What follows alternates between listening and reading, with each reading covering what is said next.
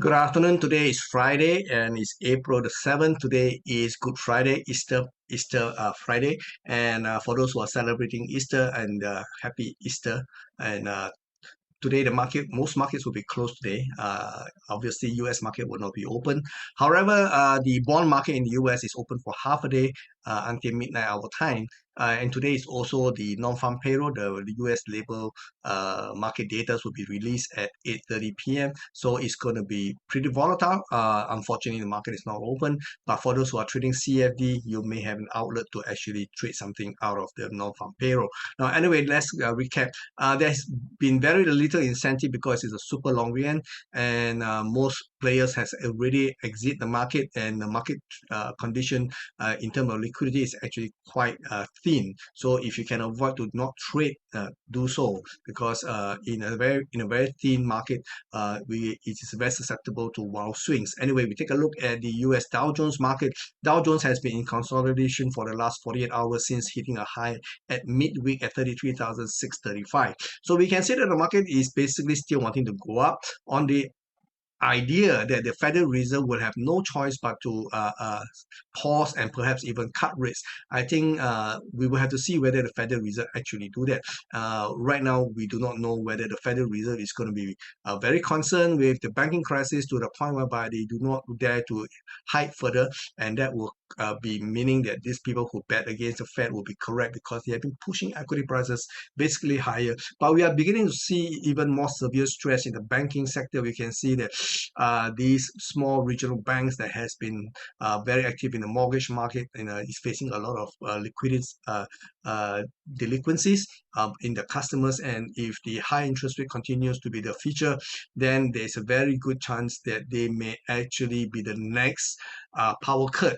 And they are also seeing a large desertion of their deposit base to the larger banks and even to the credit union, who actually park their money in the money market because the short-term end of the yield is actually risk-free. So that will be a situation in which the next crisis may actually explode out of nowhere. So be careful chasing this market ever higher. I'm a little bit skeptical about this rally here. But anyway, if you are prepared to go and long this market, somewhere between the midpoint of 31,805 to 33,635, the midpoint is at about 32,720.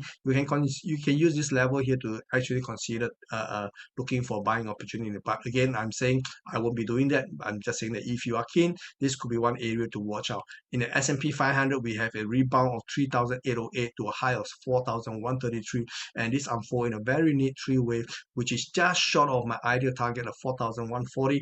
And this market is getting a little bit dicey for me because you can see the highs are getting lower, meaning to say that if this is the case, it does not really support a very bullish outlook. So if you are looking to buy, again, the midpoint between 3,909 to 4,133 is at a 4,020 level. So if you're looking to buy, this could be one area to look out for. Okay, over in the Nasdaq, we have seen higher highs, so this is actually supporting the bullish case in Nasdaq. And the tech stock has been on a tear this year, very different from what we saw last year, in which nobody wants tech stocks.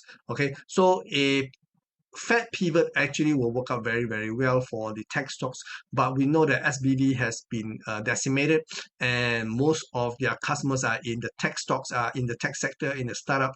So the funding for tech startup has basically dried up. So that may not necessarily be a great condition to be in the tech stock area, because if you don't get funding, nothing get done in the tech sector. Okay, so this is something that you got to consider. But if you're looking to buy, again, the area, the low from 11,700 to 13,205 is could be see a market pullback 50%, and that level is 12,450. So if you're looking to buy, maybe that is the area to look out for. But like I say, I won't be looking into this area at all. Over in the Nikkei obviously do not celebrate Easter, and at least the market is open. The market is currently having a bit of a rebound from yesterday's low point, but again, trading has been very, very restrictive. There's hardly any big move, so maybe the Nikkei itself may actually continue to slide downwards from a high of 28,735 all the way to take out to 26,633, and maybe head towards 26,180 levels. So this will be a three-wave pullback. So this is my outlook for this. Okay, over in Hang Seng, the market is closed because as a former British colony, Hong Kong actually observed Easter holiday. So we can see there's no update in the Hong Kong market, but by and large, the market is just short of my ideal target of 20,800. We have a high of 20,700 to 22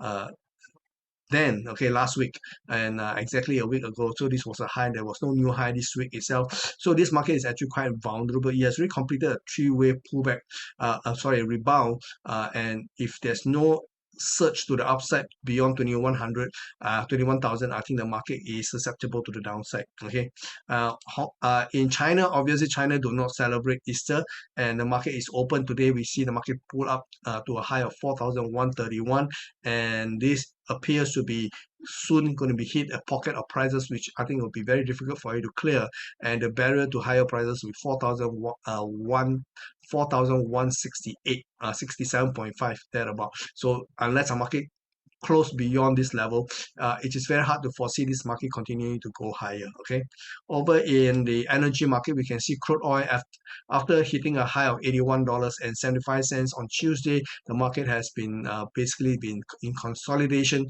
and that gave me the idea that the market may actually pull back a little bit and ideally come down to the price range between $74.95 to $77.50. There will be a great area to actually pick up some long position. Like I mentioned in previous updates, I was actually short going into the weekend, last weekend I mean, and the market obviously didn't work out. The market gaps out on the on news of a surprise production cut by OPEC plus. So I was stop out on this position, and to make it worse, I was stop out at the worst possible price, which is at the high, and I want to get back in again, but this time will be on the long side of the market because production cut is going to last all the way until the end of 2023. So this is going to be a shift in sentiment, so I want to be able to trade on the long side now.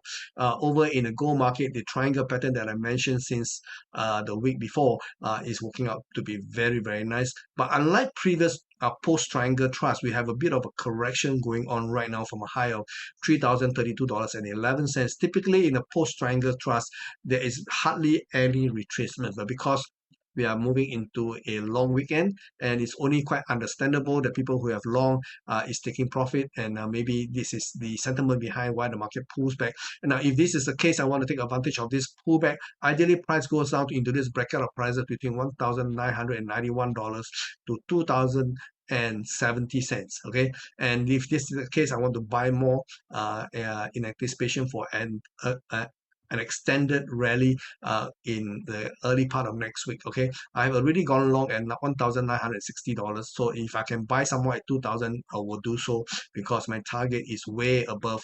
$2,060. Technically, the market have a potential to go all the way to $20,000. Sorry, $2,069, but I'm going to be happy to get out at $2,060. Okay, so because after a post-triangle trust, the characteristic of a triangle pattern is that it goes up as fast, it will also reverse just as fast. So I'm trying to avoid the pullback here by taking profit, and if you are long, you should also do the same. Over in the silver market, we see very little pullback. In fact, the pullback has been so shallow. Market is again testing the upper end of this range. The high traded this week is $25.14. That was on midweek itself. So it looks like it's preparing to actually extend higher. If the market pulls back at the very most, I think the market will probably try the $24. I think that is the most optimistic outlook. Okay, I think the market is basically quite long and nobody wants to get out. Okay, over in the dollar index, we see a bit of a rebound.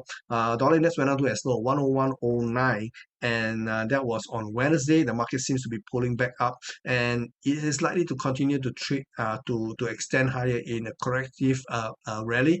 And in the market go up to 102.18, I think that's where I want to get out of my long position. I'm actually quite long on dollar index, unfortunately, so I'm prepared to get out of this long position from 102.18 levels because I think the market eventually will go down below 101. So I will have to see what happens. In the currencies, sterling continuing to edge higher to a high of 125.25 this week, and it very much like what we saw in the dollar index. So currency is also doing a corrective pullback, and it has come back to this range of price, which I think will find buyers, and so it did. The 124 even to 124.30 levels is my bracket of prices to actually expect the re-emergence of buying interest. Market went up to a low 124.13 and then basically halted its decline, and I think it's getting ready to power higher. Same thing is in the euro dollar. Okay, euro dollar have a high of 109.73 this week on Tuesday, which is one day before the dollar index actually bottoms out. So we can see prices pulls back into this bracket of prices between 108.80 to 109. So the low traded so far on yesterday was 108.85. So the market looks like it's preparing to edge higher after this. There's very little interest in the Aussie as far as I'm concerned. The market went up, did not quite hit my target price of 0.6820 and has been falling since. And I think the downside is quite limited. I think it's probably going to be somewhere around the 0.6565 area. So there is really no incentive to get into Aussie dollars.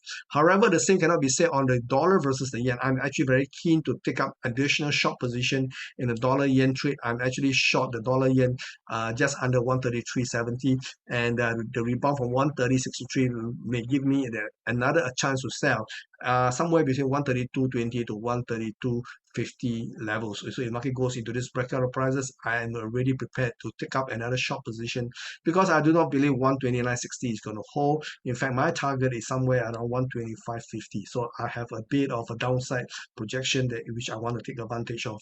Over in the dollar Canadian, very little, very much what we see, like in the dollar index, we have a very what I call it, controlled rebound, and the prices has gone into the bracket of prices which I think may attract selling interest. This bracket is 135 even to 135.60. Market have a high of 135.06. That is on yesterday, and anytime now in the market take out the bottom of this rising channel, it will extend lower. But I think the target somewhere is around 132.75.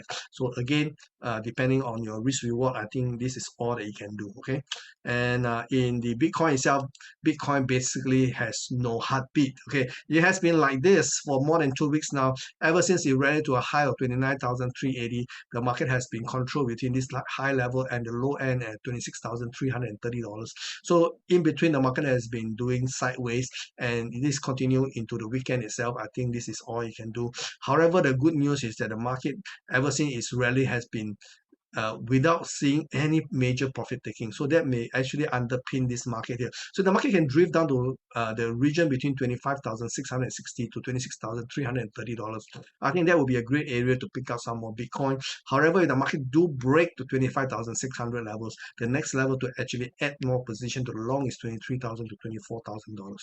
Okay, that's all I have for you. And for those who are celebrating Easter, happy Easter, and I shall see you next week. Bye-bye.